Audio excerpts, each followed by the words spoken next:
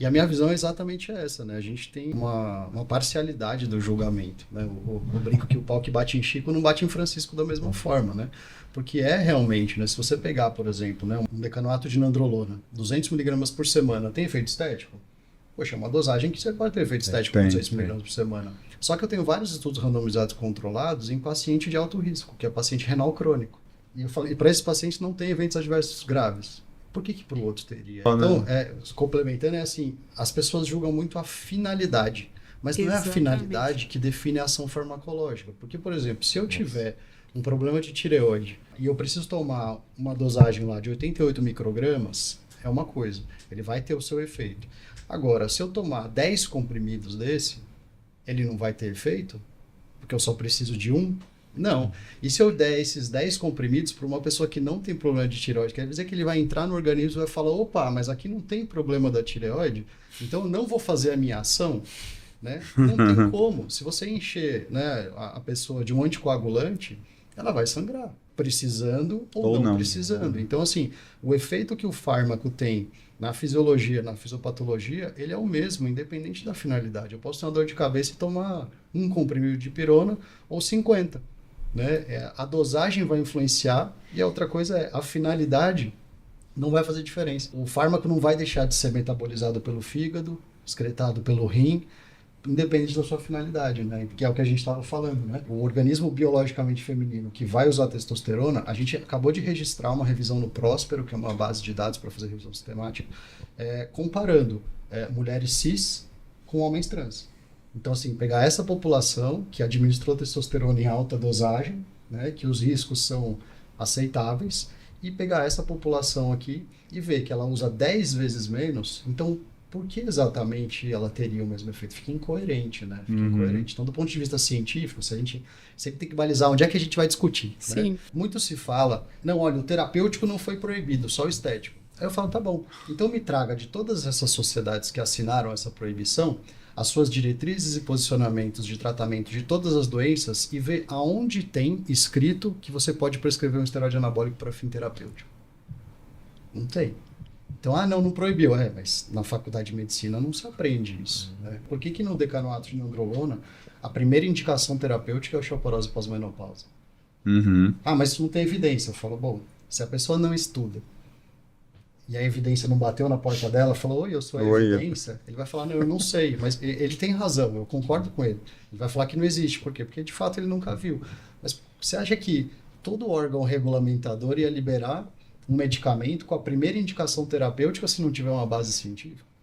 Né? Então fica incoerente, né? Então eu vejo que tem muita dualidade assim no julgamento das coisas. Da própria legislação, né? Não teria nem soltado essa bula, né? A gente fala que na faculdade de medicina não se aprende nada, absolutamente nada sobre anabolizante. Ao fio além, eu sou hematologista para conversar num podcast que é amigo meu, Dr. Bruno. Né? Ele fez hematologia lá no Rio, esqueci onde que ele fez.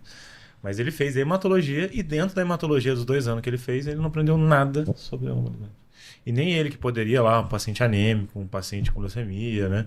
Um paciente com uma doença hematológica grave, com uma osteopenia severa e tal, na residência dele, 2 anos de hematologia, não teve nada. Eu na reabilitação. Nem um hemogenin.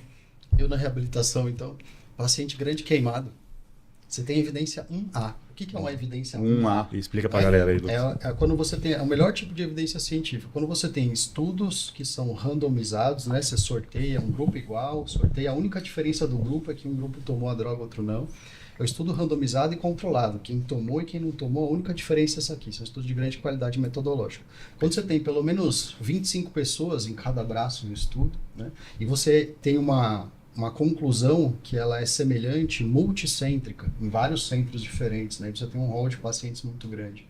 Então, para a oxandrolona, por exemplo, para queimados, você tem revisões sistemáticas, são revisões juntando só esses trabalhos muito bons, em que você tem melhora realmente objetiva. A diminuição dos dias de internação, seja agudo ou na reabilitação. Cada dia de internação, você reduz mais de $1.300 por dia.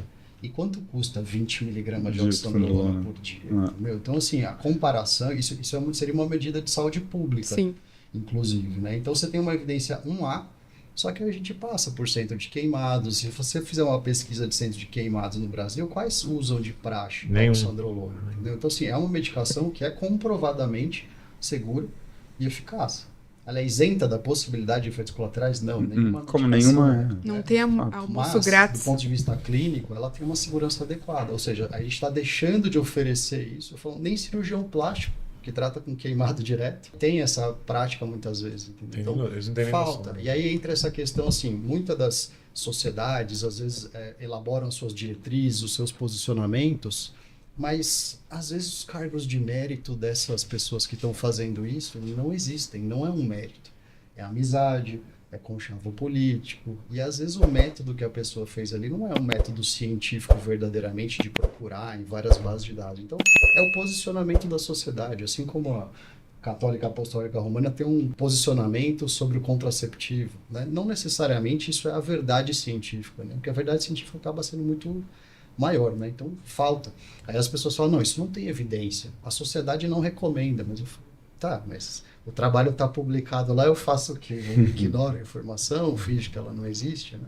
Na verdade, eu concordo com o que você disse, mas eu até vi, não sei, alguém na internet falando isso, que na verdade, quando a gente fala dessa produção científica, a gente não pode lançar nada como uma verdade absoluta. A partir do momento que a gente, na ciência, falar que é algo uma verdade, provavelmente não existe mais ciência associada, né? Então, essa questão dessa discussão de esteroides anabólicos, androgênicos aí relacionado à prática nossa de saúde, de saúde mesmo, não falando a fim de estético, isso aí ainda é muito limitado pelas próprias cabeças nossas que estão... É o humano que faz Então, a gente tem essa questão do preconceito de achar que todo mundo vai morrer com aquilo, e outra, não saber usar, então não tá nas diretrizes, que a maioria se reúne para fazer esses consensos nossos, e aí gera essa falta de busca atrás dessa informação, a ponto de que quem talvez saia prejudicado é o paciente e também as novas gerações de médicos, porque eles veem toda essa discussão e falam assim, pô, e aí, é para usar ou não? Por que não tá na diretriz? Não tô entendendo, esse povo tá falando, quem que tá falando a verdade? Então, assim, não existe verdade, o que existe são os dados científicos, tem a união dessas informações que as diretrizes, elas tentam fazer esse endosso, né? Por exemplo, se eu sou cardiologista, né? A gente tem as nossas diretrizes aí da Sociedade Brasileira de Cardio, cada um tem um nicho. Então, por exemplo, sou da insuficiência cardíaca. Se reúne aquelas equipes, mas eu posso falar do que a gente faz, né? Você tem que ter em mão do que tem de novo na cardiologia no mundo, o que tem de novo, o que o americano falou, o que o europeu falou, o que o pessoal da Austrália falou, o que vai em contrassenso disso. Um exemplo que a gente teve recente foi a questão da pressão alta, né?